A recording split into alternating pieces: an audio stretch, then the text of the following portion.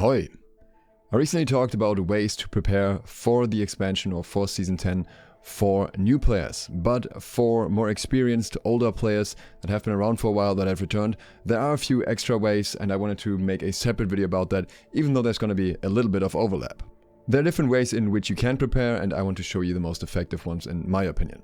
The first one is you can obviously farm artifacts. Artifacts will be one of the items that will keep value in the next season, so collecting a few of them definitely not a bad idea, considering that a lot of perks will probably be changed overall and the value here might shift a lot depending on what artifact you're using currently. One that I would highly recommend getting in general is Blood Drinker, because I'm expecting it to be quite useful for Catacombs, since you're only playing with 3 players in that mode, so having more self-sustain could be very useful. This one comes from the Starstone Expedition. Likewise, if the character that you're planning to play in the expansion is on PvP track somewhere between 50 and 100, then I would highly recommend trying to farm some artifacts, simply because they are extremely easy to get. You won't get them every single time on the 3rd checkpoint, as you can see here. This time I actually didn't get one, but in a lot of cases there will be an artifact here so many times that you can actually just skip some if you don't have enough salt at that point, because you're probably going to run out of salt if you're in that range and you are farming artifacts.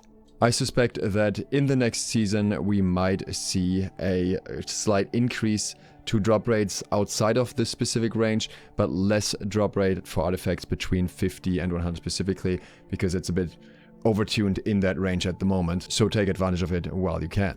Now, one thing that I unfortunately can't answer for you, so you have to make up your own mind about this, is if you should still upgrade those artifacts, and if you upgrade them to what gear score.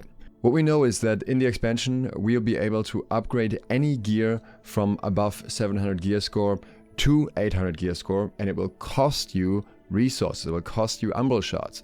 So it could be that it's possibly worth upgrading gear to 700 gear score now that you haven't upgraded yet, just to unlock the perks, get rid of the quests, and then only upgrade it further once the expansion drops. Or it could be that it's actually better to upgrade it to 725 now, so that you use less umbrals to fully upgrade it later. We can't tell, we don't know for sure. It depends on how you want to invest your resources and what you value. So no clear answer here at the moment, unfortunately, and we'll have to wait and see. Or rather, you have to make up your own mind about that. If you want to invest any of these resources, how many of them you have on that character, how many of them you want to farm, and what you think is worth it for you. We might also get more information on this a little bit later down the road when we get more info about the expansion, so maybe wait until then at least.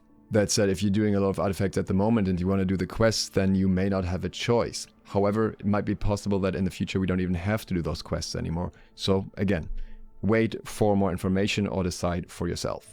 If you're enjoying this info so far, then consider subscribing and clicking the bell. And if you'd like to support me further and get early trading tips for the expansion, then consider supporting me on Patreon. I've already posted a lot of what is in this video there quite a while ago, and I will update anything that I learn in the future there first. Thanks to all of my patrons who support me there. Another thing you can do is the faction farm in various different ways and to various different degrees. Now, the first thing that you can do is, of course, the normal PvP missions, unless you're already at token cap, and farm a few tokens. So far, so good. You can also obviously do, for example, Great Cleave missions to progress your PvP track at the same time. But then there's something else you can do with that I don't really think many people have talked about yet, which is something that was worth it during the last expansion.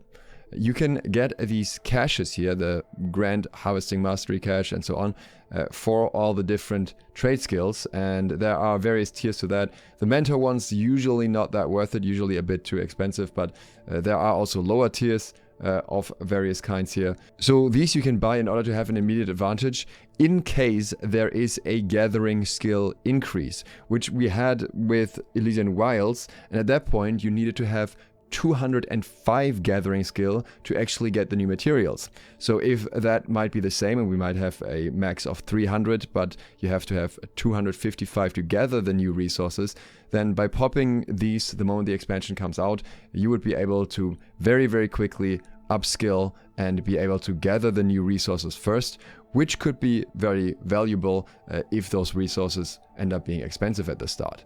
No guarantee here that this will work out, no guarantee that there will even be a trade skill increase, but it could be considering we're going to have a level increase and a significant gear score increase. Of course, you can also farm the materials that you get from this, like abnormal pollen, abnormal resin, or the higher tiers, the regular way. You don't need to buy them this way. I just think it's a bit more convenient since you can use your faction tokens instead of doing the actual gathering, especially with things you may not be wanting to do, like fishing, for example. Beyond that, you can also pre-farm quests. I haven't done this yet, but I could technically pre-farm these 3 quests here by just doing any at once, for example. And then you don't hand those quests in. You keep those quests as the green finished quests. Obviously, this is a PvE thing for the PvE quests. And you would get a massive amount of faction tokens as well as reputation very quickly, which could be useful if there is an increase, if there is a new tier in the different factions that you can then basically skip to almost immediately by having a bunch of quests all over the map that you can hand in. Another thing that you can get, but that might potentially get devalued, are the fragments in order to get some extra trade skill experience. Same idea here, just level it quickly once the expansion comes out. If there is an increase in trade skills, you can do this for any trade skill in the same way. But some are relatively expensive still, so gotta see if that ends up being worth doing. In case you don't know how these work, you go to the crafting station for the skill, and then you go under research, salvage scraps here, and then you can use those resources to get your extra XP, as you can see here. One thing that is worth keeping in mind is that only gear with 700 gear score will be upgradable according to what the devs have said so far. This is important if you look at an item like this. Say for some reason I really like Syncretic Gauntlets and I want to have that perk combination. I choose my 3rd perk. I would have to upgrade this at the kiln to 700 in order to be able to continue using this. We can do the same example with the breastplate at the kiln here. We would need to use all these resources to upgrade it to 700 for it to then be upgradable further. And what we don't know, because they kind of talked about how the current UI or the current system at the gypsum kiln is clunky, is if these upgrade paths will still exist with the expansion. It's possible that we will no longer have these tools here to upgrade. Maybe they remove dark matter or something, who knows. And then suddenly you wouldn't be able to get that to 700 in the first place to upgrade it further under the new system, so the umbral shards wouldn't be able to be used on it. Thing is, this is something worth considering if you think you have a really good perk combination where it maybe makes sense. Possible something like Frigid Dawn gear, but it's also very much worth noting that at the same time it is very likely that all of this gear is probably going to be redundant. It's likely that the perks are no longer going to be that valuable, and these are going to be weaker because they have attributes on them, which will also be nerfed in a way. And at the same time, we are going to have new sets that have a set bonus if you have them together, and we'll also have gear with sockets. So I'm expecting that all of this gear is probably going to be worthless sooner rather than later. So I wouldn't stress too much about this unless you really have a favorite piece that you think you need to get to 800 gear score. One thing I believe this could be useful for is protection amulets, particularly the elemental kinds, because these will be used in expeditions still, I assume, and maybe even in the new 3-man mode if you need to counter specific elements there. So for that reason, I think there's a bit more of an incentive of getting some of those to 700 gear score compared to other pieces, because typically in the expansion you don't get that many protection pieces right away, so might as well have a few upgraded ones just in case, even if they tank your gear score, but usually that doesn't matter all too much because the protection is so valuable. Another thing that I clearly haven't done but highly recommend is sorting through your storages. With the expansion, the last thing you want to do is spend your time sorting out stuff once the new content drops. And there are a lot of things that you might not need anymore, especially if you have played for a long time, so it might be worth selling some of that off. However, when it comes to useless gear specifically, I would recommend not salvaging all of that yet, but rather putting that in a dedicated storage or multiple dedicated storages if you have the space for it, and holding out particularly for any gear that is legendary, because maybe this will be a way to get umbral shards. Maybe there will be other useful resources that you might get out of this once the expansion drops, so I wouldn't necessarily waste that beforehand. Also, it can be nice if you want to do some quick season pass progress at the start, assuming that quest will still be in the next one. And as you're sorting through the things, it can also be worth checking on the trading post if any of the items that you currently own have significant increase in value. You can go through them one by one and it'll probably be a big headache, but what you can do to find out what things are worth in general is go to the sell tab and then go to all items and just scroll through what is actually being sold for a lot of gold in the first place, where the buy hours are high in the first place, and check if you have any of those, and then maybe make some gold. And in the same sense, it can make sense to invest into materials that you think will go up in price, but what exactly that will be for you depends on what your opinion on the potential changes is. If for any reason you haven't maxed out your weapon masteries yet, or you're playing a character where they're not all maxed out, I highly recommend doing it right now ideally, because there is a bonus effect in action. If you don't know, the spot to farm for that is the Battle Class crossing over here in Great Cleave, near the Battle Class Shrine, where a Thorp spawns every couple minutes. If you want more info on that, then check the new player version of this guide where I'm showing that a little bit more.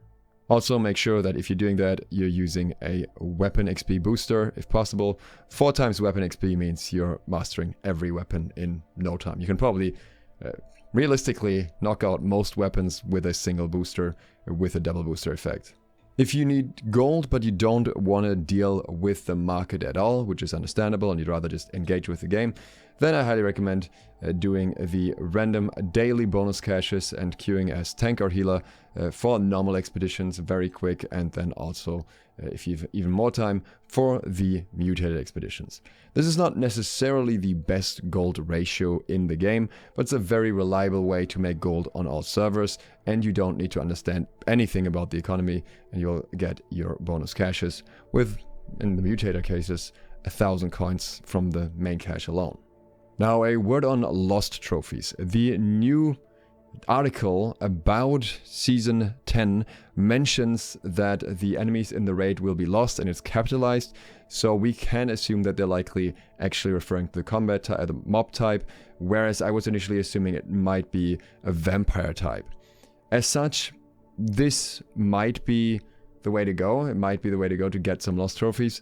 The problem is, at this point, you are too late, because they are already very expensive compared to other trophies and probably not worth getting for a while, but they might recover again in price, and then you can at least get some basic ones for a reasonable price, or maybe even the major ones if you don't have them yet. But it should be worth getting some basic ones down the line.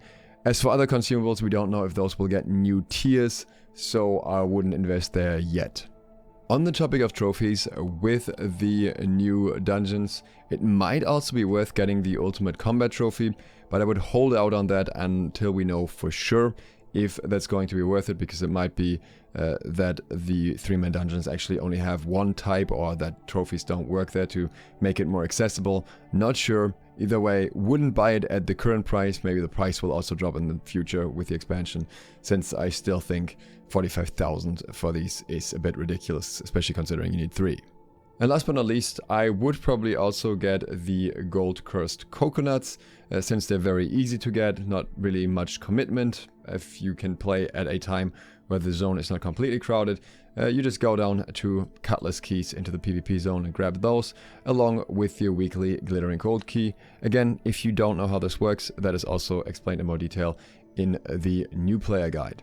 You can also do the Hive of the Gorgons, in hopes that some of the rewards will remain useful. We don't know that for sure. We don't know if the Gorgonite Adductors will still have value with the new raid coming out.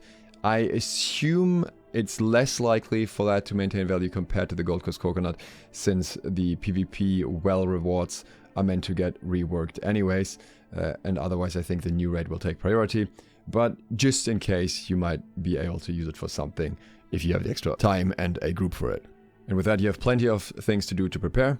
If you enjoyed this overview and found this useful, then consider subscribing and clicking the bell. And if you'd like to get more advanced early trading tips, then consider supporting me on Patreon. Thanks to all of my patrons who already do exactly that, and thank you for watching. Duke Sloth, out.